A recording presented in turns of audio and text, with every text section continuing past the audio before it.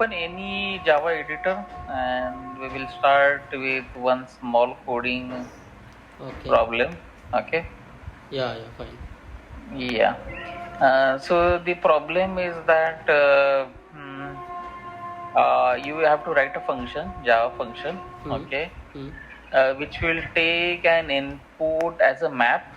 Okay. Okay. This just understand the problem first before writing anything. Hmm. So this input will be a map. The map will have the name as the key, Hmm. and the value is basically an object. Okay. Okay, it's an employee object. Hmm. Assume any two, three fields Hmm. like name, department, and salary. Salary is mandatory. Assume name, department, and salary, Hmm. and the function will basically accept this map. Okay, Okay. and then it will try to filter out some employees which are having salary greater than whatever you take it as a parameter. Okay, Hmm. and then the return should be a list object. Okay, with the list of employees. Okay. Is it clear? Yes. Okay, go ahead then. Okay, so I'll take one employee. Object.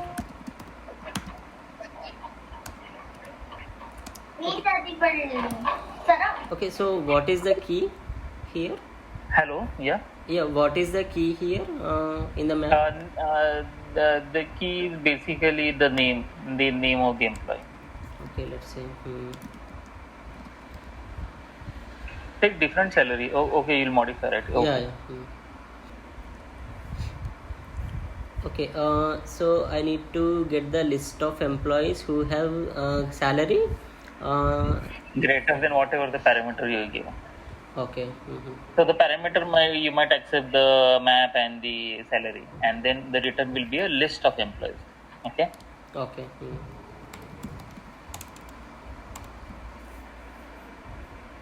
Yeah, so I gave 3000.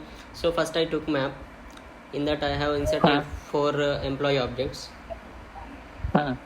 Okay, and I'm calling this method get employees. Yeah, I got that. Just go to the right side.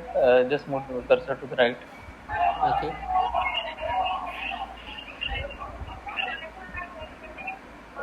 Can you try to return a list instead of doing a sysout? Okay. Yeah, I'm returning the list here. But I just want the list of employees, not this list of entry. Okay. Okay, just print that.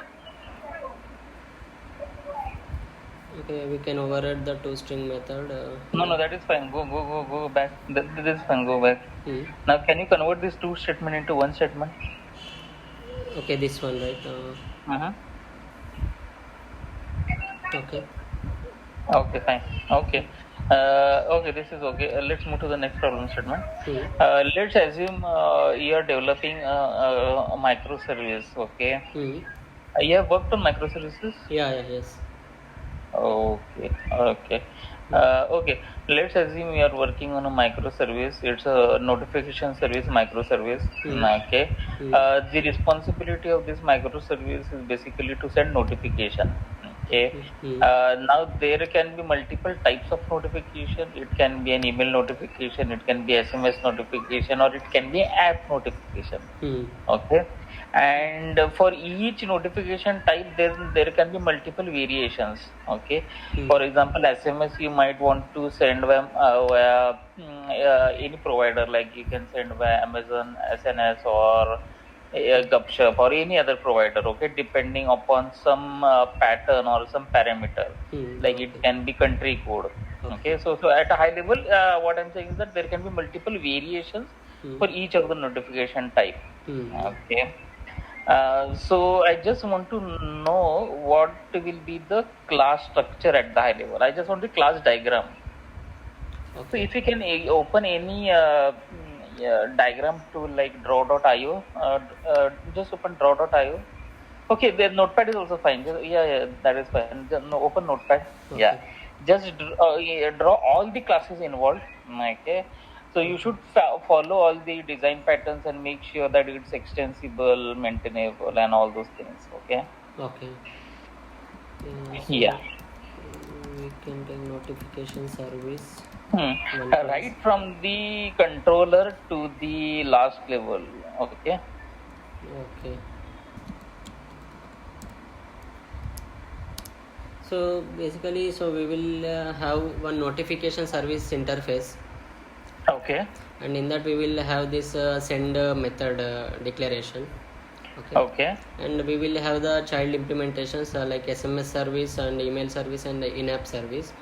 Okay, so these all will implement this notification service and implement this send method. So as per let's say if it is SMS, it will call that SMS whatever SMS utilities are there, right? So it will get that SMS and it will implement that code in the SMS service send method. Okay, and how will the controller identify that it needs to call SMS service or email service Okay. based on what?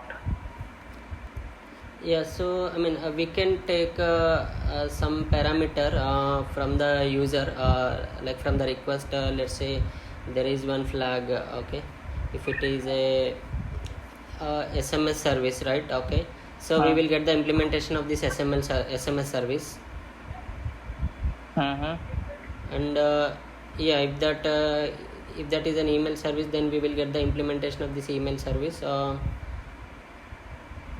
And then call that method. And how will you get the implementation? Basically, when you say you will get the implementation, Yeah, using AutoWide we can get that, right? So yeah, I mean yeah, so we can have a qualifier bean. so let's say you have multiple instances of the SMS service. Okay, SMS service itself, based on like we discussed, right? Based on country code, your SMS service will be different. Okay. For each, I mean, not for each country, depending upon the country code, a group of country code, you might want to call a different SMS service. Then what we will do? Okay, again in SMS service we will be having the again child. Okay. Yes, correct, yes. Okay, yeah, so we can take one SMS service factory. Okay. So in that class,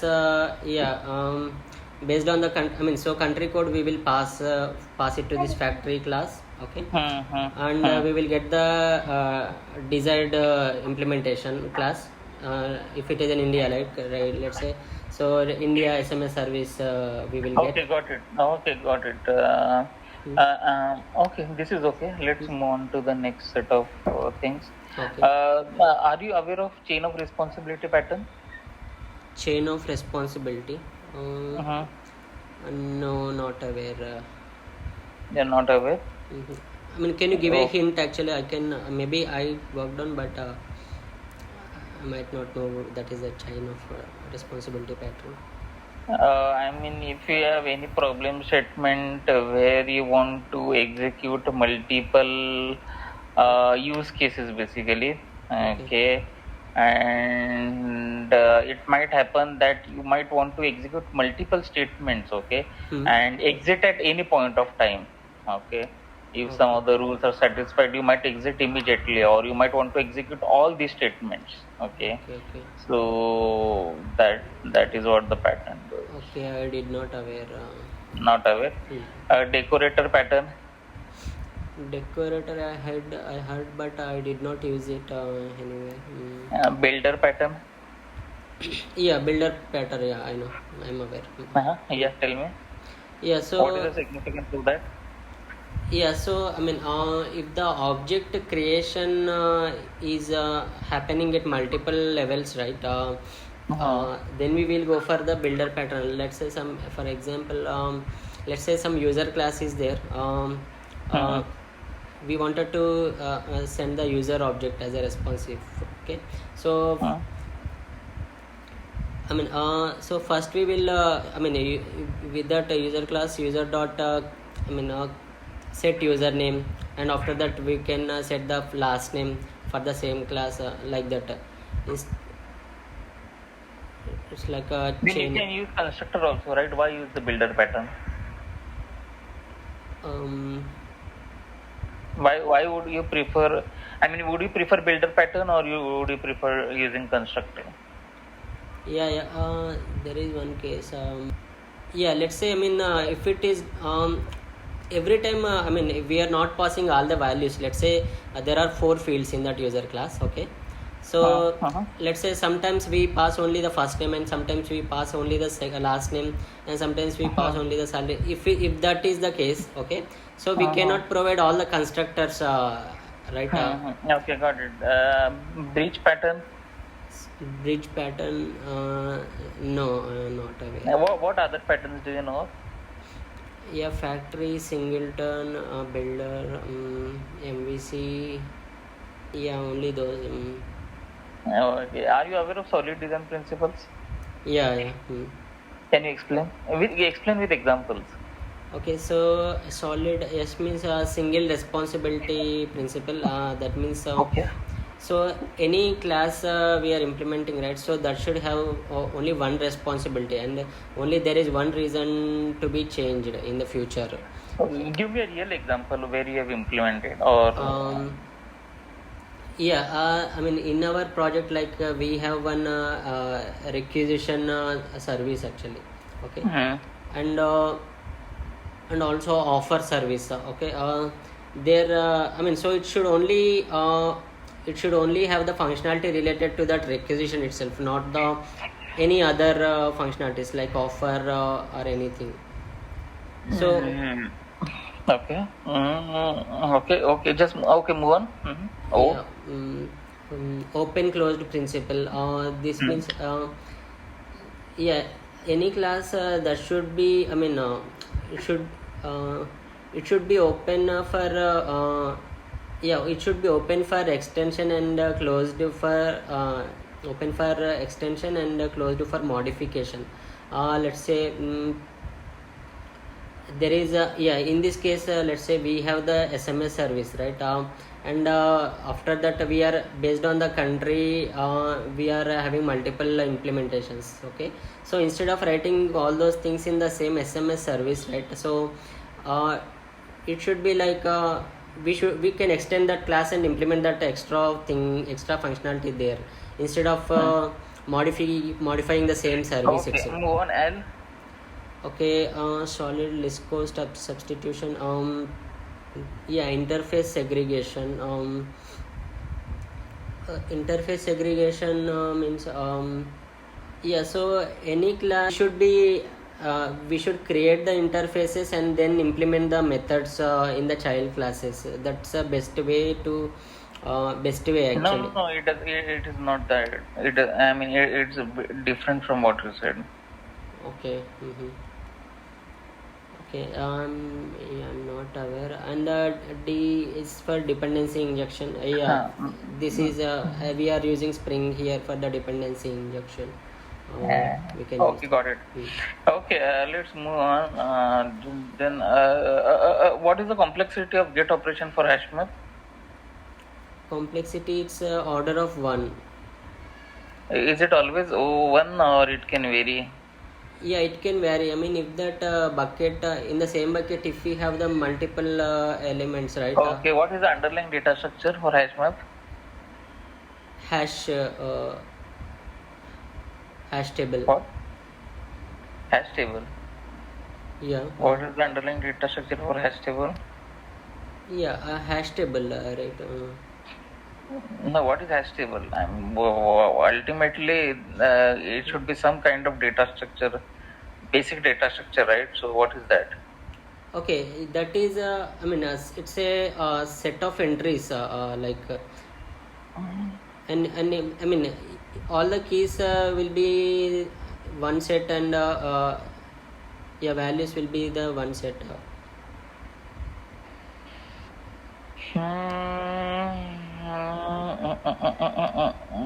What do you mean by keys will be one set and values? Yeah, I mean, Is it a linked list? Is it an array? What is that structure? okay, in the bucket you are asking. So it's a linked list actually. It's a linked list. Yeah. So is it only a linked list or there is any other data structure? I mean, in the latest Java version, they have changed it to tree set, I guess. Correct. You're talking about the bucket and Yeah, what is the data structure for storing the keys.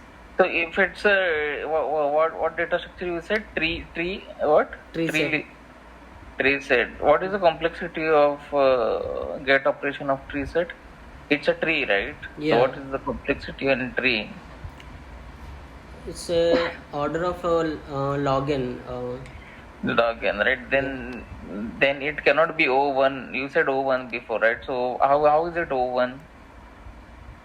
Yeah, I mean, in the same bucket, if we have only one element, right, in the bucket, each bucket has Then only. also it will be not O1, right? It will always be login. How it will be O1? No, let's say, see, it will find the hash code, and based on that, it will find the bucket. It will directly get that bucket, right? If there is no other element in that bucket, so it's So my question was, is it only a tree set or any other data structure along with the tree set?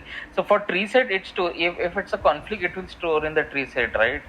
Uh, I mean, of course, I mean everything will be ultimately in the tree set, but let's say you are inserting an element in the hash map, hmm. okay? Now how does it find the particular tree? You got my question? Yeah. So based on the hash code, Okay. based on the hash Based code, on it will find that bucket. In that bucket, the elements, so what is the bucket? What is the data structure for that bucket? that's a linked list, I guess. No, not a linked list. Not a linked list. Then it will not be O1. Yeah, yeah, okay. Not sure. Okay, fine. Okay. One second. Hmm. Just let me go through your profile once. Let's say you have a service A and there is a service B in a microservices environment. Okay. Let's say B is having some issues. Okay, it's not able to connect to the database and it's taking a lot of time to respond. Okay, because of the heavy load on the database for Hmm. some reasons. Okay, Okay. I will make sure that your infrastructure doesn't go down because of one bad service. Okay. Okay. So here actually in our project we are using Hystrix here. So Hmm. we can configure that How does timeout. Hystix work? How Sorry. does the Hystix work? Like it will provide fall. We can provide the fallback methods and When will the fallback be executed? Under what condition? yeah. So if the service is down, right, then the fallback methods will be executed instead of waiting for that. I mean, How, so how the service A will know that service B is down when you say it is down? It's actually not down, right? I mean, it's the response time is increased. yeah, that setting we can configure it, right? The timeout What setting. setting? I mean, how long it has to wait. The timeout we can set in that YAML file, right, for the Hystrix. And so you're saying when it times out, the circuit will open? Yeah. Yes. No, actually, it's not actually that case. It's something else. I mean, it's more than that. So, are you saying that whenever there is a timeout, the circuit will open? Yeah, yeah, yes. I mean, it will poll. So let's say there are some 10 requests are coming. So we can have that setting like if two of the requests are failed continuously, right? No.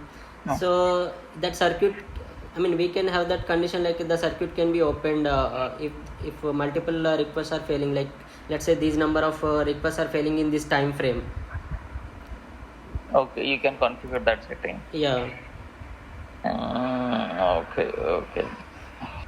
And you worked on a cloud environment?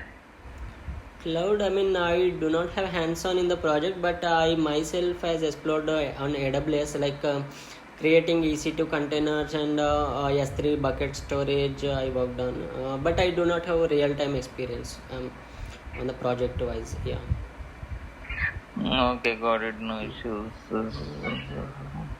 Let's say you have developed a REST API. Hmm. Okay, and you want to So let's say the REST API is fetching some kind of resource, okay, and it's not able to get that particular resource, okay, then what would you return back to the client? I mean, so let's say if it is a DB, right? Let's say we are getting something from the DB. Uh-huh. Yeah, and we can have the timeout in the transactional method, right? So No, I'm not asking about the timeout. I'm just asking about the REST API conventions. hmm, So you have developed a REST API, okay. okay. Hmm. The client has asked for some resource, okay, but you see that the resource is actually not there, okay. Okay. Then what would you return back to the client? Okay, we I mean, will send the error response 404 error response. I mean, mhm. so we can have the controller advise global exception handling, and there we can raise some exception, custom exception. Let's say some user not found exception, and in the so it will call that exception handler in the controller advice. So there we can return that our customized response, error response. Okay, got it. And what is the difference between post and put? Post is use it for creating the entry in the creating resource, okay, and Hmm. put is for updating the resource at the server side. Mm-hmm. And when would you prefer path parameter versus query parameter? Sorry, path parameter. And when would you prefer path parameter versus query parameter? Like if it is an optional, right, then we can go Mm-hmm. for query parameter. So if that is a mandatory one, then I mean that is a fixed and a mandatory one, then we can go for the path variable. Okay, got it. Okay, fine. Okay, Srini, I am done with my interview. Okay. Okay. Okay, thank you. Thanks for your time. Yeah, thank you. Bye.